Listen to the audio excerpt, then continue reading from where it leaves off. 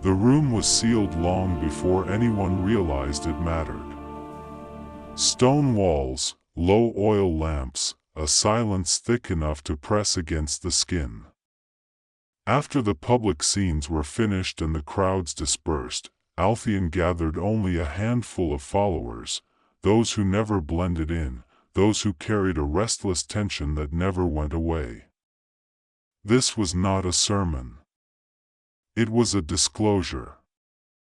And what he shared in that chamber would be hunted, altered, and erased for centuries. He began with something simple. Not comforting. Simple. He said not every soul walking the earth is built the same way. Some people move easily through the world's structures, adapting without friction, aligning without resistance.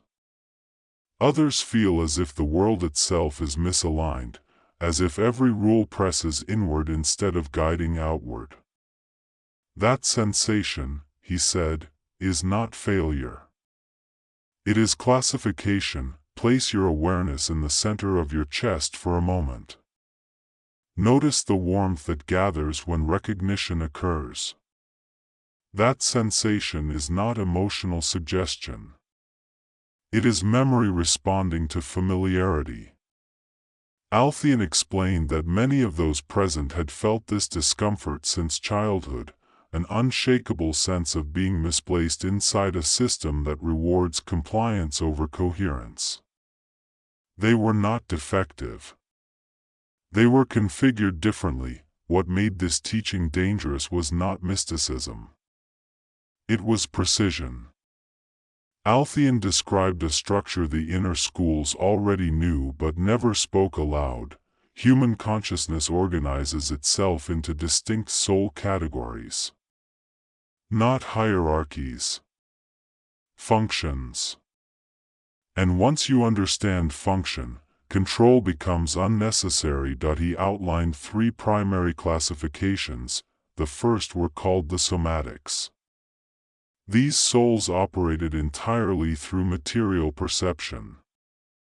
Sight, sound, appetite, survival. There was no hidden core, no inner tension asking deeper questions. Not evil. Not malicious. Simply complete in the physical spectrum. Spiritual language sounded abstract to them, like describing color to someone born without vision. They maintained the visible world because they were the visible world. No suppression was required. They already belonged to the structure. The second group were known as the reflectives. These souls carried a faint inner signal, enough to sense that something about reality felt incomplete, but not enough to sustain a breakthrough. They explored belief systems, philosophies, rituals. They searched. But their search always paused at comfort. They preferred meaning that soothed rather than meaning that dismantled. Institutions learned quickly how to manage them, give them symbols, give them moral narratives, give them just enough transcendence to quiet the ache without ever dissolving the cage. Most temples, Altheian said calmly, were built to house reflectives. Then he spoke of the third category, and the atmosphere shifted, the luminance. These souls carried a full inner spark, an intact fragment of the source itself. Not earned. Not evolved. Arrived with it. From the moment they entered the world, friction followed. Authority felt artificial. Social scripts felt rehearsed. Even joy felt borrowed, as if something deeper waited beneath it. Luminants were not meant to be guided by external structures. They were designed to recognize truth directly. Altheian paused often when speaking of them, allowing the words to settle in bodies, not minds. He instructed those present to breathe consciously, to notice how awareness sharpened when breath slowed. That sharpening was not technique. It was resonance. The luminant system responded to recognition instinctively, but this is where his teaching diverged from anything recorded publicly. That he revealed that the luminants were not a single group. Within them existed 8 distinct frequencies, 8 expressions of the same source spark, each calibrated for a different role. This, he said, was the information the authorities would never allow to circulate. Because once a luminant understands which frequency they carry, confusion collapses. And confusion is the primary control mechanism. Before naming them, he explained why classification mattered. Systems of domination depend on generalization. If everyone is defined loosely, no one can locate their exact leverage point. But precise self-recognition destabilizes artificial hierarchies. When a being understands its function, permission becomes irrelevant. He warned them that most suppression does not look like violence. It looks like mislabeling. Being told you are broken instead of incompatible. Being medicated instead of understood. Being praised for restraint instead of alignment. The most effective prisons, he said, are psychological and self-maintained. The institutions that would rise later understood this instinctively. They erased nuance. They collapsed complexity into obedience. Anything that granted individuals direct access to the source, without mediation, was deemed dangerous. Centuries later, fragments of these teachings would resurface accidentally. Buried manuscripts. Sealed jars. Texts hidden not to preserve them, but to prevent their misuse until the right moment. But in that chamber, there was no delay. Only urgency. Altheon looked at those present and told them plainly, the reason they had always felt like outsiders was not because they failed the world.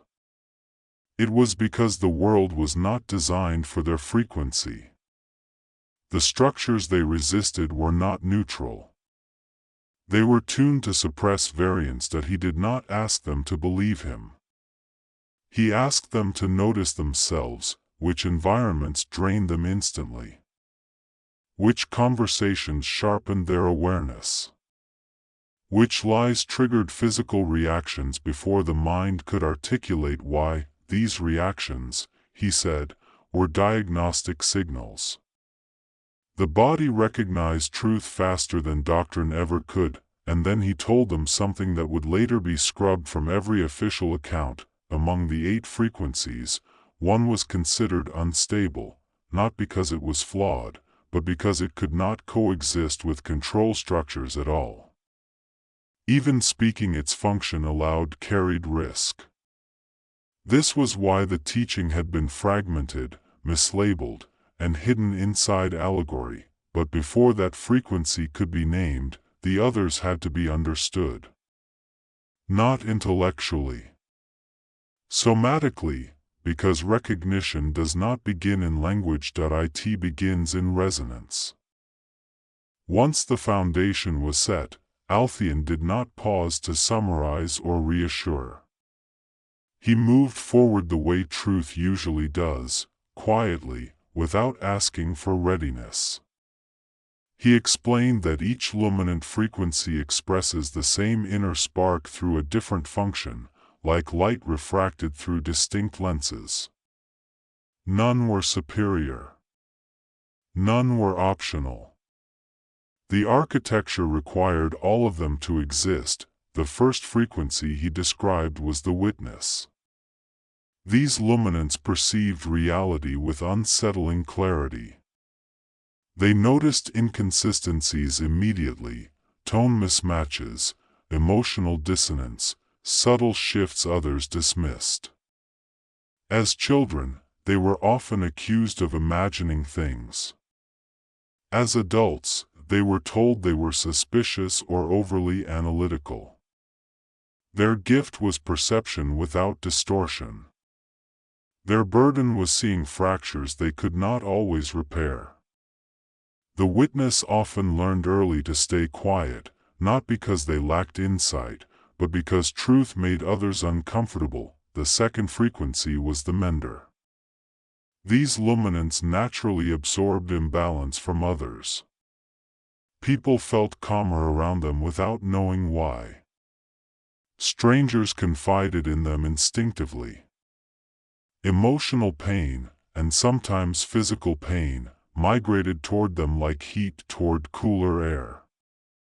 Their presence restored equilibrium. But restoration came at a cost. Without conscious boundaries, the menders slowly depleted themselves, mistaking exhaustion for weakness instead of overflow. The third frequency was the herald. These luminants received information directly, without linear reasoning. Knowing arrived whole, complete, undeniable. They spoke truths before they were socially acceptable and paid for it with rejection. Their words disrupted narratives rather than decorating them. The herald did not choose confrontation. Confrontation followed them. Their burden was loneliness. Their gift was precision. The fourth frequency was the sentinel. These luminants were protectors by nature. They sensed danger before it manifested. Their bodies positioned themselves instinctively between threat and vulnerability. They scanned environments constantly, not from anxiety, but from function. Rest rarely came easily to them. The sentinel's nervous system never fully powered down. Their gift was safeguarding others. Their burden was vigilance without relief. As each frequency was named, the room responded. Some listeners felt a tightening in the chest. Others felt a strange relief, like a long-standing tension finally had a name. Altheon did not ask them to identify themselves yet. He wanted recognition to rise naturally, without suggestion. The fifth frequency was the interpreter. These luminants saw systems beneath appearances. Patterns revealed themselves effortlessly.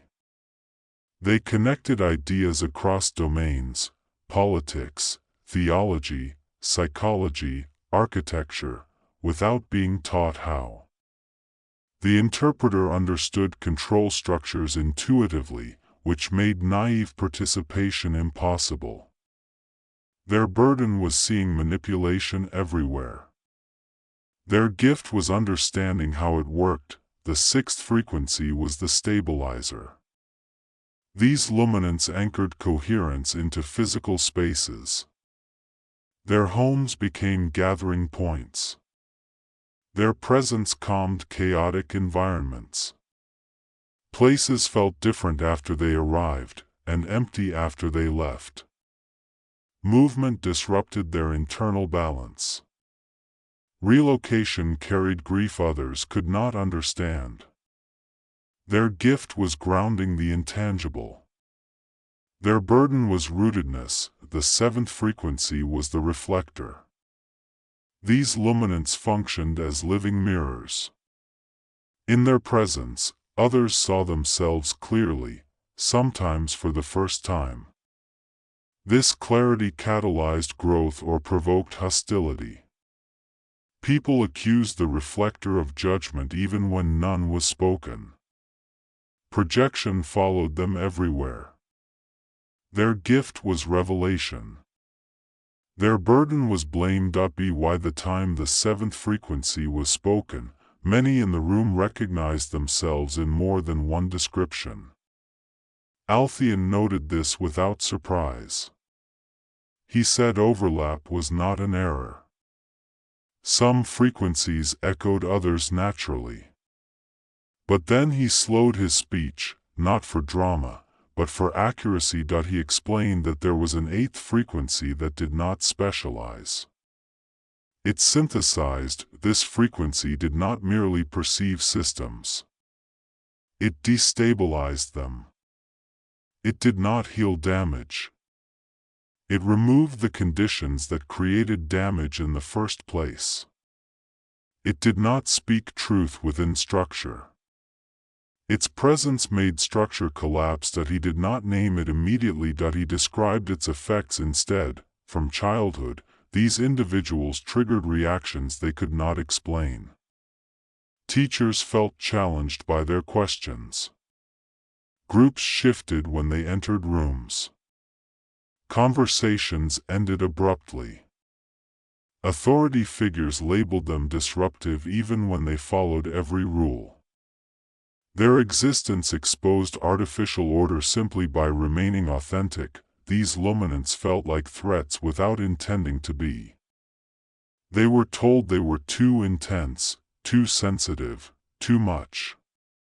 Over time, many learned to suppress themselves to survive. Others were funneled into roles that absorbed their power without changing anything fundamental. Althean explained the countermeasures developed specifically for this frequency. Isolation was the first. Convince them they are alone in their experience. Exhaustion was the second. Surround them with constant crises. Misdirection was the third. Keep them fighting symbolic battles. But the most effective tactic was misclassification, convincing them they were one of the other seven. Because this eighth frequency carried aspects of all the others. It perceived. It healed. It spoke. It guarded. It decoded. It stabilized. It reflected, but it was not defined by any single one. Althean finally named it the disruptor. The room went silent, not from fear, but from recognition. Some felt heat rise through the spine. Others felt pressure behind the eyes. These were not signs of belief. They were physiological responses to alignment. He explained that the disruptor frequency was incompatible with control-based systems at a vibrational level. Artificial structures relied on fear, fragmentation, and hierarchy. The disruptor emitted coherence.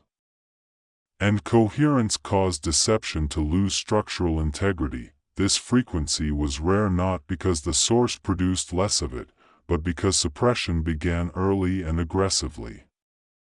Fully activated, a single disruptor could unravel decades of conditioning in an environment simply by remaining present and embodied, which is why the final part of the teaching was never written down intact: activation. Althean did not raise his voice when he spoke of activation. He lowered it. This was not inspiration. It was mechanics. He explained that the disruptor frequency was never meant to be discovered gradually. It activated through recognition alone. Not practice. Not training.